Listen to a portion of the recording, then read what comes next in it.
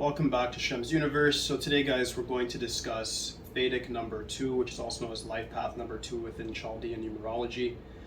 So this number is going to more so affect you after the age of 35.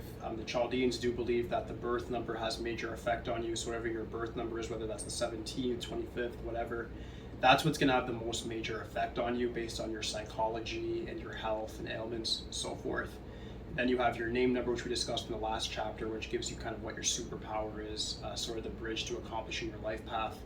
So now we're here at the life path. So this is like the theme of your life. It's the road. So we've already discussed Vedic number 1. So with the 2, it's sort of the polar opposite we discussed yesterday.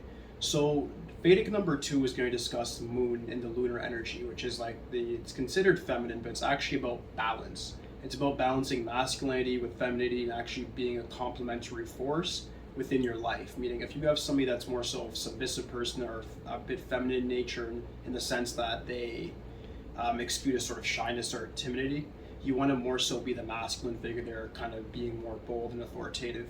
If you have somebody that's very masculine, you want to be more of the cooperator, helpful, detail-oriented, which is very special for the feminine. They're more so coquettes in that way, where they'll look at details and understand where it's going.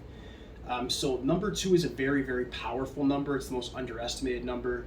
If you do have number 2 as your Fadic number, you are meant to really do great things, and the same in which is the number 1.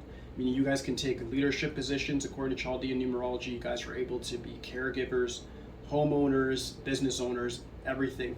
The Chaldeans don't really recommend the business owner portion of it simply because it's more of a cooperative number, but I do believe that because of its diplomatic skills, that's very perfect for politics and also for businesses that demand groups of people. You guys would excel in that. Also, make sure you guys get a lot around bodies of water. If you can do import-export business around water, that'll be very, very good for you because that's your natural element. But aside from that, with the number 2, you guys may or may not have an easy time in regards to finding that said career. So don't stress yourself if you're looking for your sort of niche, especially in your early portion of life. It's very common for life path number 2s to kind of have 2 businesses or 2 different career ideas that they have, and maybe they'll even succeed in both. You guys are very, very good when it comes, like I said earlier, with detail and also with leadership. It's the perfect combination. If you want to look at the life path too in a more objective sort of way, look at it in regards to what the moon does for the sun. Without the moon, we'd all die. We'd all die because the sun would just hit this earth and scorch it completely. It reflects off the moon, which is like our mother figure, and actually gives it the nice warmth and balance that we require.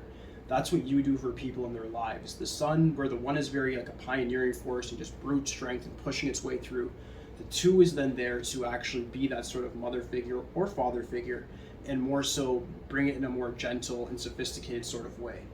I'm not saying the 1s are tyrants and bullish, but they tend to be that sort of way, and they tend to get to the top that way.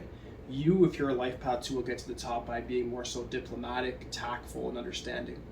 Those things are going to bring you forth to a variety of different careers that you can excel at, and also in your personal relations, you guys really rarely have a problem within that area. Other one I want to discuss is life path 11. So the Fadic number of 11 also is going to fall under the 2 here.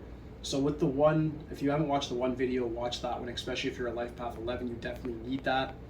The 2 does balance it. So imagine just having the power of the sun and the moon.